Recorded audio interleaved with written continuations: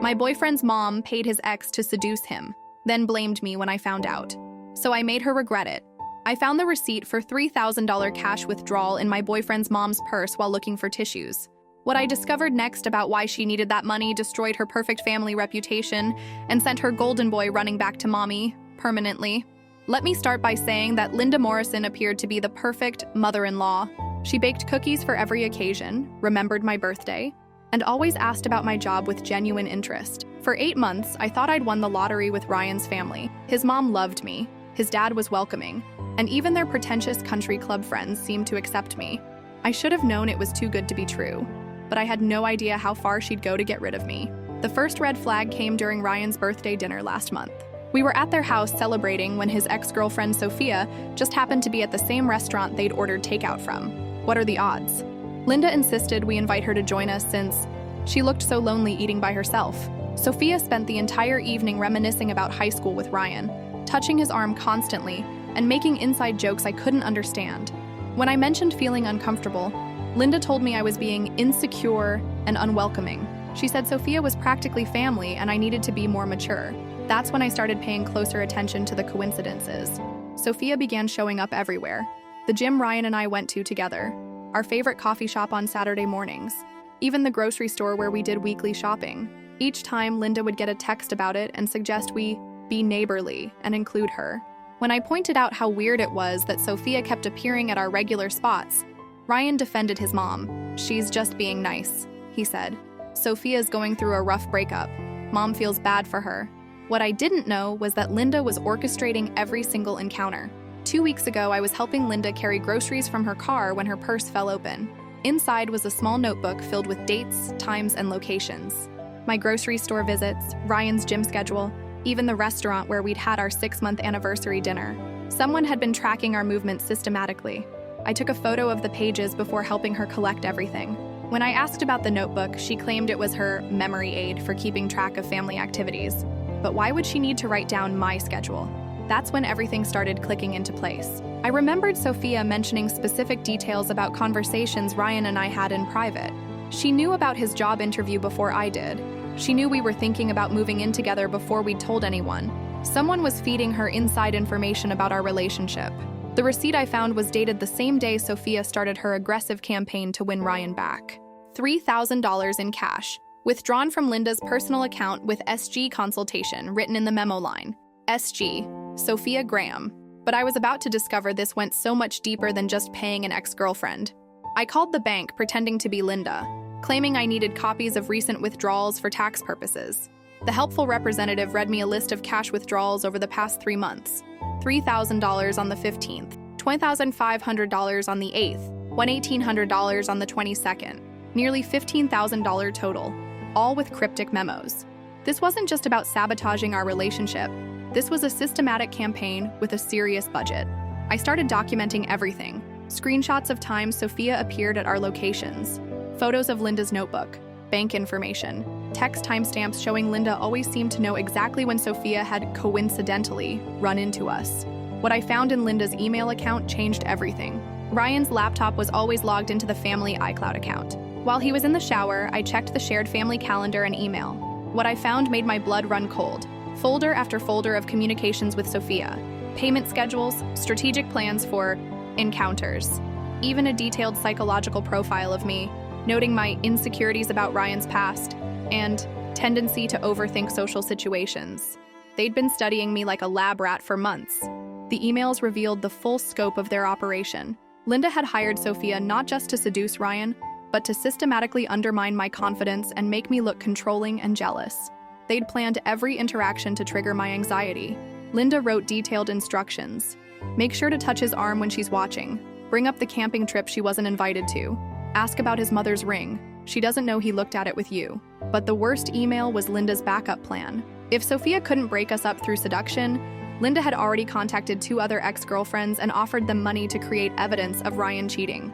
Photos, fake text messages, staged encounters, whatever it took to destroy our relationship. She'd budgeted $20,000 for this operation and considered it a worthwhile investment in Ryan's future. That's when I realized I wasn't dealing with an overprotective mother. I was dealing with a sociopath. The emails also revealed why Linda hated me so much. It wasn't personal at first. She'd done this to every girlfriend Ryan had ever brought home. 3 previous relationships destroyed through similar tactics.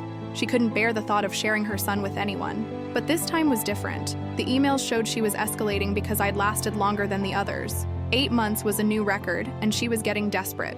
I decided to give her exactly what she deserved. First, I called Sophia directly. "Hi, Sophia. This is Sarah. I know about the money Linda's been paying you. We need to talk." She tried to deny it, but I read her direct quotes from the emails. Her confidence crumbled. Turns out, Linda had been paying her $500 per encounter, plus bonuses for specific achievements. Making Ryan laugh at something I didn't understand, $100 bonus. Getting him to mention a memory with her, $200. Sophia broke down and confessed everything. She was drowning in student loans and desperately needed money. Linda had approached her after finding her on social media, offering easy cash to spend time with old friends. It started innocent, just showing up at events and being friendly. But Linda's demands escalated. Wear this dress Ryan always liked. Use this perfume he bought you in high school. Touch him more. Make inside jokes. Make Sarah feel left out and paranoid. The most disgusting part was Linda's endgame.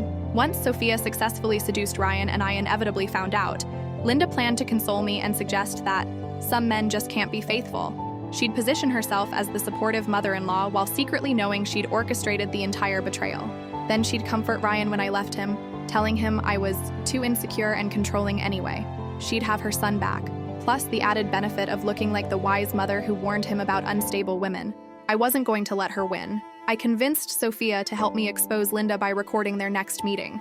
Sophia was supposed to give Linda an update on her progress and collect her payment. Instead, she wore a wire I'd bought online and got Linda to confess to everything on tape. "You need to try harder." Linda's voice was crystal clear on the recording.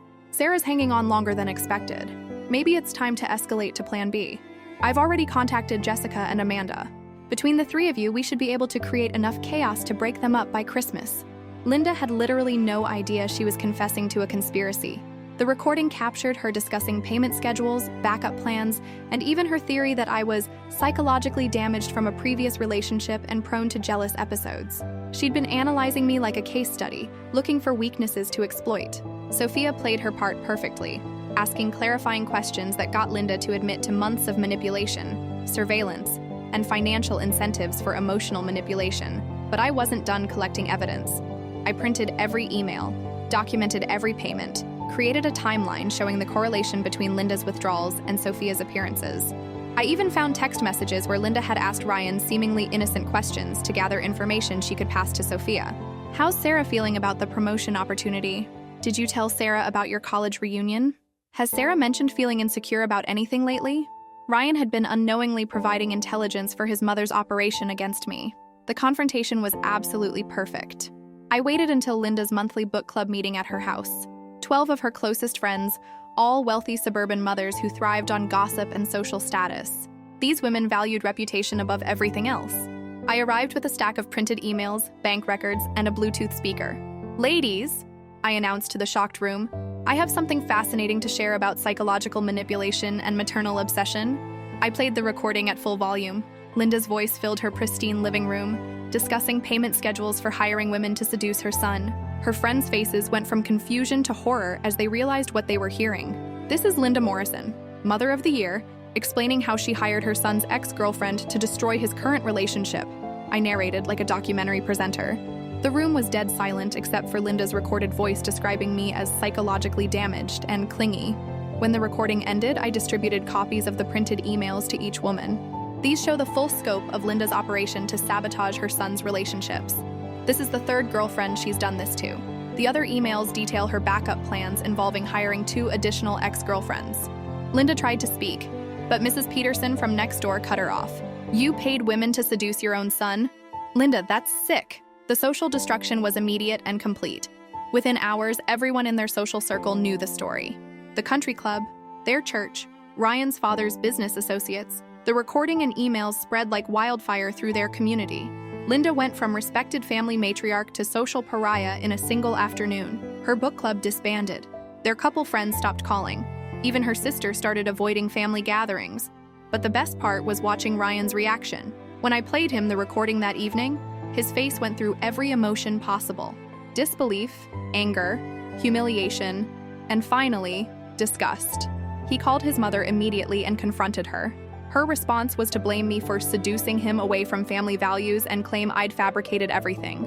Even when presented with her own voice on the recording, she insisted I'd somehow manipulated the evidence. Ryan moved out of their family house that night. He couldn't believe his mother had destroyed 3 of his relationships through manipulation and fraud. The woman he'd trusted most in the world had been sabotaging his happiness for years, lying to his face while orchestrating elaborate deceptions.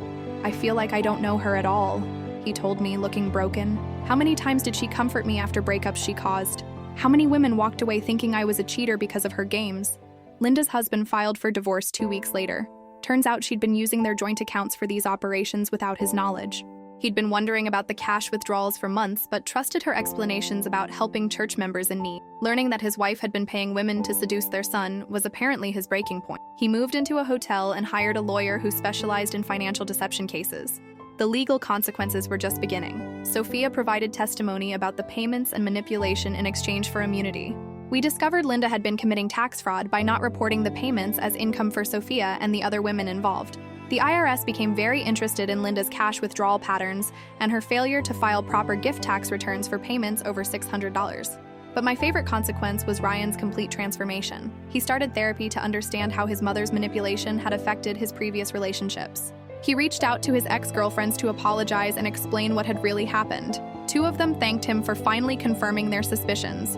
Most importantly, he went completely no contact with Linda, changed his phone number, blocked her on all social media, and refused to attend any family events where she'd be present. Linda tried everything to get him back. She showed up at his work, crying and claiming I'd brainwashed him. She told relatives that I was controlling and had isolated him from family. She even tried claiming the recordings were fake and I'd hired actors. None of it worked. Too many people had heard her own voice describing her manipulation tactics in detail. 6 months later, I proposed to Ryan. Yes, I proposed to him. After everything we'd been through, I knew he was the one. And I wanted Linda to know that not only had her manipulation failed, but it had actually strengthened our relationship. We're getting married next month. Linda is not invited, obviously, but we're sending her a wedding announcement with a note. "Thanks for showing us what real love isn't. Your manipulation taught us to value honesty, trust, and respect in our relationship." She destroyed her relationship with her son to try to destroy ours. Last I heard, Linda was living alone in their old house, working part-time at a department store after the divorce settlement left her with minimal assets. Her former social circles still won't associate with her. Ryan's father remarried a lovely woman who treats me like a daughter and respects our relationship boundaries. It's amazing how different a normal mother-in-law relationship feels when it's not built on manipulation and control. The most satisfying part is that Linda created her own worst nightmare.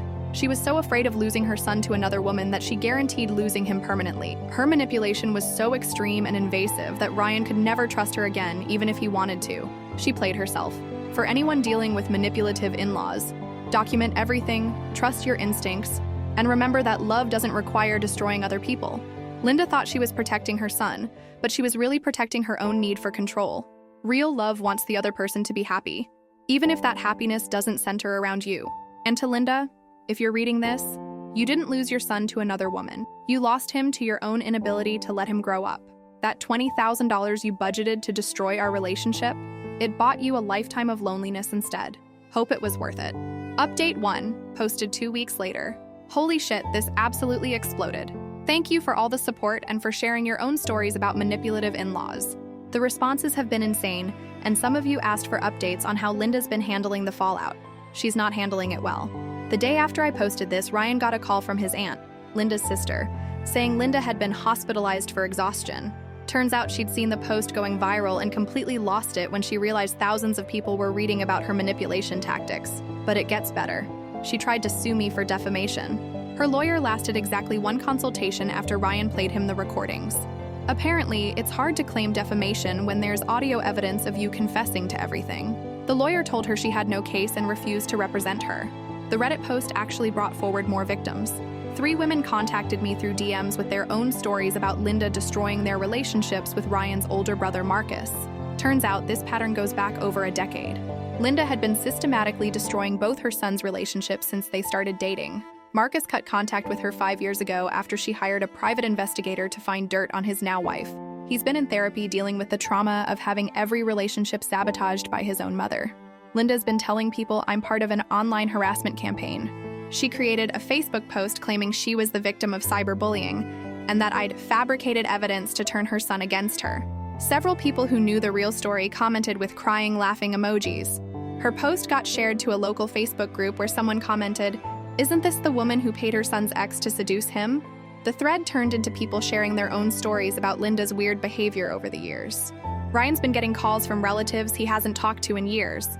Apparently, Linda had been telling extended family that Ryan was controlled by an abusive girlfriend and that she was trying to save him. The viral post made them realize Linda was the problem, not me. His cousin texted him, "Dude, your mom tried to convince my parents that your girlfriend was keeping you prisoner. Now I see she was just trying to get rid of another one. How many relationships did she destroy?" The country club situation is absolutely hilarious. Linda's membership was suspended pending review after multiple members complained about her. Turns out nobody wants to be associated with someone who hires women to seduce their own son. The final straw was when she showed up to the club restaurant and started loudly complaining to anyone who'd listen about online bullies ruining innocent mothers. Management asked her to leave. Her church isn't much better. The pastor called Ryan to mediate the family conflict, but hung up quickly after Ryan offered to play him the recordings. Word spread through the congregation, and Linda stopped attending services. Someone from her Bible study group messaged me saying Linda had been complaining about me for months, calling me manipulative and controlling. Now we know she was describing herself, they wrote. The divorce is getting messy. Ryan's dad found more evidence of Linda's manipulation attempts. She'd been secretly recording family conversations and building dossiers on his girlfriends for years. He's using it in court to prove financial deception and emotional abuse. She tried to claim half their assets, but the judge wasn't impressed when the recordings revealed she'd been lying to her husband about major expenditures for years. Sophia's been getting harassment from Linda's supporters. The few people still defending Linda have been calling Sophia a gold digger and a homewrecker for taking money to seduce Ryan. Sophia showed them the recordings of Linda's psychological manipulation tactics and financial coercion. One of Linda's friends changed her tune quickly. "I didn't realize Linda was basically pimping girls to manipulate her son. That's not mother's intuition, that's criminal behavior." Ryan proposed back to me last weekend. He said watching me handle his mother's manipulation with such strategic precision made him realize I was definitely wife material. His exact words, "You didn't just stand up to her, you outplayed her completely. I want that energy on my team forever." We're planning a wedding that celebrates healthy relationships and honest communication. Linda's manipulation accidentally taught us both what real partnership looks like. Someone asked if I feel bad about destroying her social life. Not even a little bit. She spent months systematically planning to destroy my relationship through deception and financial manipulation. She studied my psychological vulnerabilities to exploit them. She involved multiple people in elaborate lies designed to make me look unstable. She destroyed herself. I just made sure everyone knew what she'd done. The most satisfying update, her backup plan victims are speaking out. The other ex-girlfriends Linda had contacted came forward after seeing the story. Jessica and Amanda both confirmed Linda had offered them money to create evidence of Ryan cheating. They're providing testimony to Ryan's father's divorce lawyer about Linda's pattern of manipulation and deception.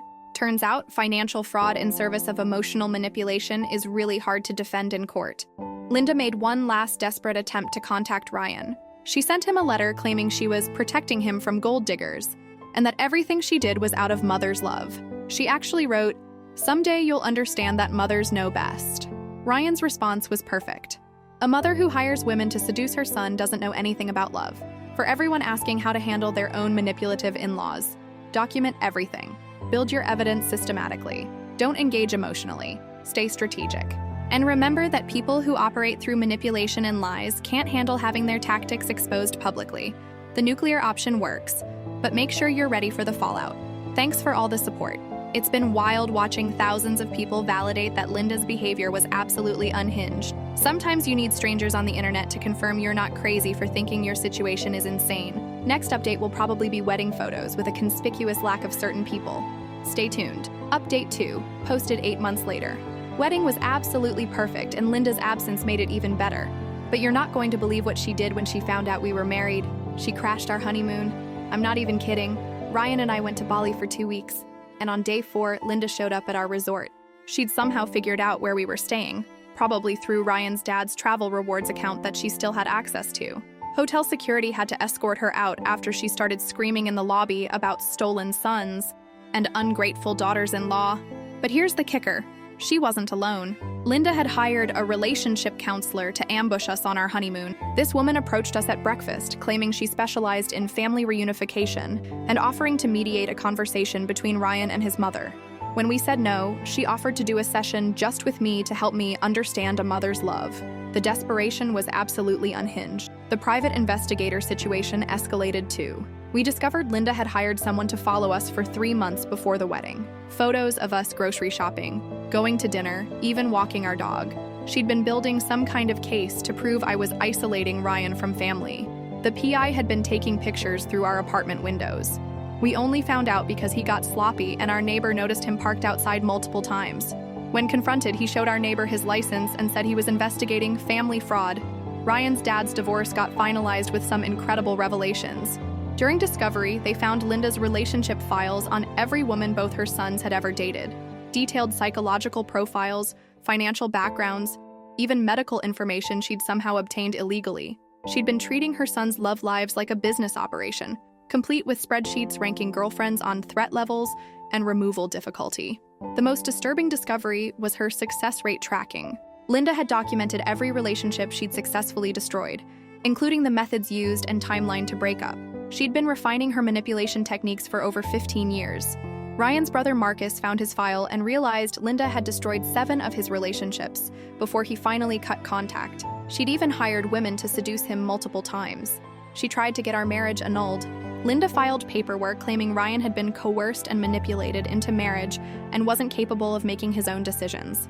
The petition included a psychiatric evaluation she'd paid for without Ryan's knowledge or consent. The judge threw it out immediately and warned Linda about filing frivolous legal documents. Her lawyer quit after this stunt. The social media stalking reached new levels. Linda created 12 fake Instagram accounts to follow me and comment on our wedding photos. She'd leave seemingly supportive comments like, "Beautiful bride," but include subtle digs about mothers missing special moments. Instagram finally banned her after I reported the coordinated harassment campaign. She tried moving to Facebook, TikTok, and even LinkedIn before getting banned from all of them. Work became a nightmare temporarily. Linda somehow found out where I worked and started calling my office claiming to be my concerned mother-in-law with important family information to share. She told my boss I was having a mental health crisis and needed intervention. My company's HR department was not amused when I had to play them the recordings and explain that my mother-in-law was essentially stalking me for sport. But the absolute wildest thing was the intervention attempt. Linda organized what she called a family healing circle at Ryan's cousin's house. She invited extended family, old family friends, even Ryan's high school teachers to express concern about his isolation. She'd told everyone that I'd somehow brainwashed him and that this was their chance to save him. When Ryan showed up and played the original recordings, half the people left immediately. His aunt made the best comment. "Linda, you hired prostitutes to manipulate your son. That's not motherly concern, that's mental illness." The financial damages kept growing. Ryan's dad's lawyer calculated that Linda had spent over $47,000 on various schemes to destroy her son's relationships over the years. Private investigators, payments to ex-girlfriends, legal fees, even bribes to service workers for information. She'd been using family money to fund a personal war against her son's independence. Marcus and his wife came to our wedding and shared more stories. Turns out Linda had convinced Marcus's college girlfriend that he was gay and in denial. She'd hired a male escort to approach him at bars and try to prove her theory. The relationship ended when the girlfriend believed Linda's manufactured evidence. She'd told another girlfriend that Marcus had a secret gambling addiction and owed money to dangerous people, created fake debt collection calls and everything. Ryan started a support group for children of manipulative parents. Our story apparently resonated with a lot of people dealing with similar family dynamics. The group has grown to over 200 members dealing with everything from financial manipulation to relationship sabotage. Sharing these stories helped Ryan realize that Linda's behavior wasn't just overprotective, it was a pattern of psychological abuse designed to maintain control. Linda's living situation deteriorated completely. After the divorce, she moved into a studio apartment and got a job at a call center. Her former friends avoid her. Her church asked her to find a new congregation, and even her own sister limits contact. She's been telling people she's the victim of a viral harassment campaign, but can't explain the recordings of her own voice without admitting guilt. The most satisfying development, her manipulation attempts on new targets backfired. Linda tried her old tricks on a widower from her apartment complex, telling him I was stealing his potential son-in-law and offering to help break up his son's relationship. He recorded the conversation and shared it with building management. She got evicted for harassment and had to move again. Someone created a TikTok series about our story. With our permission, a content creator made a multi-part series about Linda's manipulation tactics. It's gotten millions of views and sparked conversations about covert narcissism and family abuse. The comments are full of people sharing their own stories about manipulative family members. It's been weirdly healing to see how common this behavior is. Ryan's relationship with his dad has completely healed. His father apologized profusely for enabling Linda's behavior and admitted he'd suspected something was wrong but didn't want to believe it. They have dinner weekly now, and his dad has become like a real father-in-law to me. He helped pay for our honeymoon since Linda's crashed intervention attempt ruined the first one. The legal consequences finally caught up with her. The private investigation and stalking behavior violated the restraining order Ryan had filed.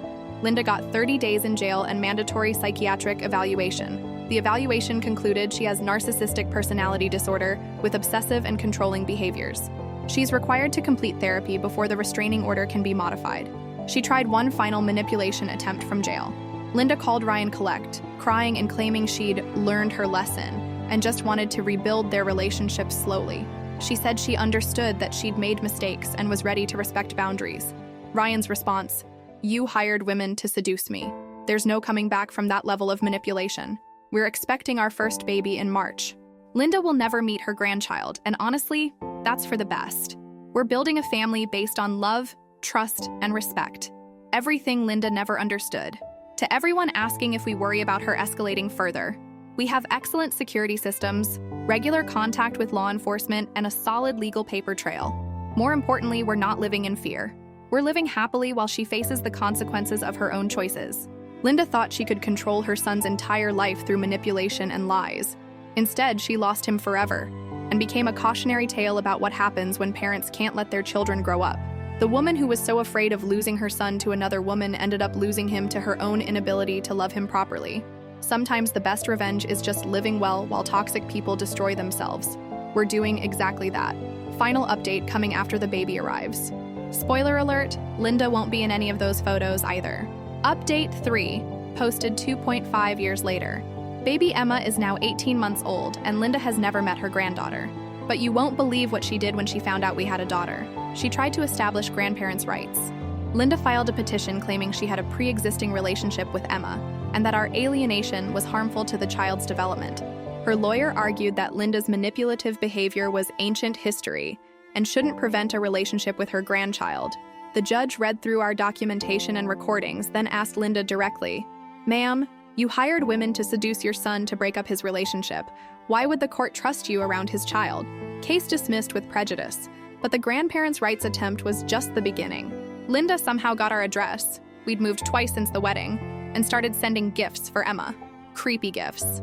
A baby monitor that turned out to have a hidden camera. A stuffed animal with a GPS tracker sewn inside. Each package came with cards signed "Love Grandma Linda," as if she had any right to that title. She also started a blog called Alienated Grandparents. Linda positioned herself as an expert on parental alienation, telling her version of events where I'm a manipulative daughter-in-law who stole her son and grandchild. She conveniently left out the part about hiring prostitutes. The blog got some traction until Ryan's brother Marcus found it and left detailed comments correcting her lies. He posted screenshots of the emails and recordings, and the few followers she'd gained quickly realized Linda was the problem. The most unhinged part was her accidental encounters. Linda somehow figured out our daily routines and started showing up at places we took Emma: the pediatrician's office, story time at the library, even the grocery store. She'd act surprised to see us and try to approach Emma, calling her my grandbaby and attempting to take photos. We had to change our entire schedule and find new locations for everything. One encounter got particularly scary. Linda followed us to the park and approached while I was pushing Emma on the swings.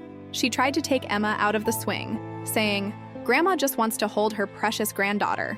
When I stopped her, she screamed that I was kidnapping her grandchild and called 911. The police arrived to find Linda sobbing about parental alienation, while I calmly showed them the restraining order and custody documentation. Linda was arrested for violating the restraining order and attempting to take a child without permission. The jail time didn't slow her down. While serving her 60-day sentence, Linda wrote letters to Child Protective Services claiming we were unfit parents who were emotionally abusing Emma by preventing a grandparent relationship.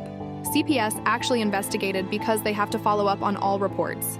The caseworker was incredibly apologetic after reviewing our documentation and seeing Linda's pattern of harassment and manipulation. She tried to recruit other family members as flying monkeys. Linda convinced Ryan's elderly grandmother that we were keeping Emma away from family and that she just wanted one visit to meet her great-granddaughter. Grandma called Ryan crying, begging him to forgive his mother's mistakes and bring Emma for a visit. When Ryan explained the full scope of Linda's manipulation and played the recordings, Grandma was horrified. "I raised that woman better than this," she said. "A mother who hires sluts to tempt her son is not a mother at all." Linda's blog evolved into something even more disturbing. She started giving advice to other alienated grandparents about how to reclaim their grandchildren. Her suggestions included hiring private investigators, using GPS trackers, and creating fake social media accounts to monitor parents. Several people reported the blog for promoting stalking behavior. It got taken down after Linda posted detailed instructions for accidentally encountering grandchildren at schools and daycares. The breaking point came when she tried to register Emma for daycare. Linda somehow obtained Emma's birth certificate, probably through Ryan's father before he realized what she was doing, and attempted to enroll her in a daycare center, claiming to be the legal guardian. The daycare called us to confirm, and we discovered Linda had told them Ryan and I were drug addicts who'd abandoned our daughter with her. She'd even brought fake photos of herself holding Emma, obviously photoshopped. This crossed the line into identity theft and fraud. The criminal charges finally stuck. Linda was arrested for identity theft, fraud, filing false reports, and violating the restraining order multiple times. The judge sentenced her to 18 months in prison and mandatory psychiatric treatment. During sentencing, the judge said, "Ma'am, your obsession with controlling your son's life has escalated to criminal behavior. You cannot manipulate, stalk, or lie your way into a relationship with a grandchild. Prison didn't teach her anything." Linda used her one phone call per week to leave voicemails for Ryan, alternating between tearful apologies and angry rants about how I'd poisoned him against family. Each call violated her communication restrictions and added time to her sentence. She also convinced her cellmate to call us and demand we forgive a grandmother's love. The cellmate hung up quickly when Ryan explained that Linda had hired prostitutes to seduce him. We moved across the country while Linda was in prison. Ryan got a promotion that required relocating, and we jumped at the chance for a fresh start. New city, new jobs, new pediatrician, new everything. We didn't tell anyone our new address except Ryan's father and Marcus. But Linda's release brought new horrors.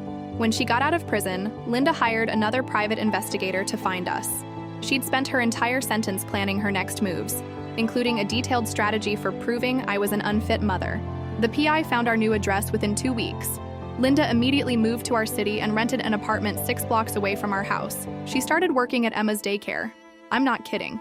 Linda got a job as a substitute teacher at the daycare center we'd enrolled Emma in. She'd changed her last name back to her maiden name and apparently passed the background check because her recent charges were still being processed. I dropped Emma off on a Tuesday morning and found Linda in the toddler room wearing a name tag that said, Ms. Patterson. She was holding my daughter, calling her Sweet Emma, and telling other parents she was so good with children because she's a grandmother herself. I called 911 from the parking lot. The daycare director was mortified when I explained the situation. She'd hired Linda based on fabricated references and a fake employment history. Linda had told them she was an experienced childcare worker who'd recently moved from out of state to be closer to family. The director immediately fired Linda and called all parents to explain the security breach. Several other families pulled their children after learning a woman with restraining orders and criminal charges had been working with toddlers. Linda sued the daycare for wrongful termination. She claimed they'd fired her due to false allegations from a vindictive daughter-in-law. Her lawsuit alleged that I'd defamed her to prevent her from earning a living and supporting herself. The daycare's lawyer submitted our entire case file as evidence, including the recordings of Linda hiring women to seduce Ryan. The lawsuit was dismissed, and Linda was ordered to pay the daycare's legal fees. Her escalation attempts became increasingly unhinged. Linda started calling Emma's pediatrician, claiming to be her grandmother, and demanding medical information. She told them Ryan and I were neglecting Emma's health care, and that she needed to step in as the responsible adult. She also called the police multiple times reporting suspicious activity at our house. Claims that we were having loud parties. We weren't. That there were too many cars in our driveway. Ryan's coworkers had come for a barbecue. That she'd heard a child crying for hours. Emma had been napping peacefully. Each false report added to her criminal record. The most terrifying incident happened at the grocery store. Linda approached while I was shopping with Emma and started following us through the aisles, taking photos and video. When I asked her to stop, she loudly announced to other shoppers that I was kidnapping her granddaughter. She grabbed my cart and tried to take Emma out of the seat, screaming that she had grandparents' rights and I couldn't steal her grandbaby. Security had to physically restrain her while I called Ryan and the police. The video Linda took ended up on her new blog, Grandmother Fighting for Justice. She posted edited clips of our grocery store encounter, claiming they showed her peaceful attempt to see her granddaughter being met with aggressive behavior from me. She left out the part where she tried to physically take Emma. The comments on her blog were split between people who believed her story and others who'd done research and found our original viral post. The truth came out quickly when people started sharing the recordings. Ryan's father finally cut contact completely. He'd been trying to maintain some relationship with Linda despite everything, hoping she'd eventually get treatment and improve. But when she started targeting Emma, he was done. "I won't watch you traumatize another generation," he told her. "You've lost your sons, and now you've lost me too. Get help or stay away from our family forever." Linda's response was to claim he'd been brainwashed by me as well. The final legal resolution came when she violated probation. Linda's continued harassment and false reports violated the terms of her supervised release.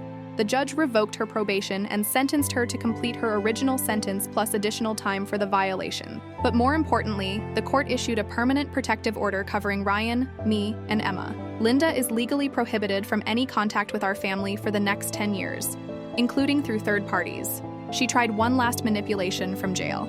Linda wrote a letter to the local newspaper claiming to be a loving grandmother who was being persecuted for wanting a relationship with her granddaughter.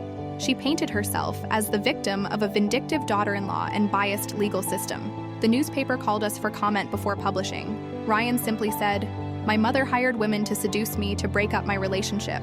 She's not a victim, she's dangerous." The newspaper declined to publish Linda's letter. Emma is now 3 years old and has no idea Linda exists. She has loving grandparents in Ryan's father and stepmother, plus my parents who adore her. She's surrounded by healthy relationships and people who respect boundaries. Sometimes I wonder if Emma will ask about Ryan's mother someday. When she does, we'll tell her age-appropriate truth, that some people can't love others without trying to control them, and we chose to protect our family from that kind of hurt. Linda will be released in 18 months with mandatory psychiatric treatment.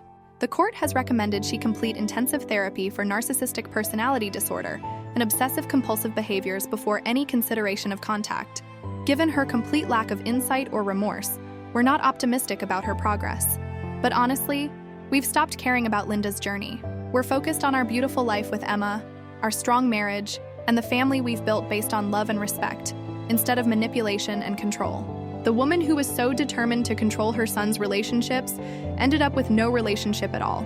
She lost Ryan, she lost Emma, she lost her ex-husband, and she lost her freedom.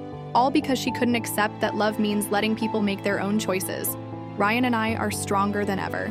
Going through Linda's manipulation together taught us to communicate openly, trust each other completely, and protect our family fiercely. She accidentally gave us the best marriage education possible by showing us exactly what love should never look like. To anyone dealing with manipulative in-laws or family members, document everything, trust your instincts, and don't let anyone guilt you into accepting abuse for the sake of family. Real family doesn't hire people to destroy your relationships or stalk your children. And to Linda, if you're reading this from prison, you spent so much energy trying to control Ryan's life that you forgot to build a life worth coming home to. You chose manipulation over love, control over connection, and lies over truth. Emma will grow up knowing that families should lift each other up, not tear each other down. She'll never know the grandmother who tried to destroy her parents' marriage, but she'll always know the parents who fought to protect their family from toxic manipulation. Sometimes the greatest gift you can give your children is keeping harmful people away from them, even when those people share your DNA. Linda's story is a cautionary tale about what happens when parents can't let their children grow up and build their own lives. She lost everything because she couldn't love without controlling. We won by choosing each other every day, even when it was hard. And Emma won by being born into a family that values love, respect, and healthy boundaries over dysfunction and control. That's how real families work, and Linda will never understand that. Final note, Linda's attempts to manipulate our family ultimately made us stronger and more committed to protecting our daughter from toxic relationships. Sometimes the best thing you can do for your children is show them that they deserve better than what their abusers are offering. For anyone dealing with similar situations, National Domestic Violence Hotline, 1-800-799-7233, National Center for Missing and Exploited Children, 1-800-843-5678, and local family courts can provide resources for protective orders and legal assistance. You are not obligated to maintain relationships with people who harm you, regardless of their relationship to you. Choose your peace.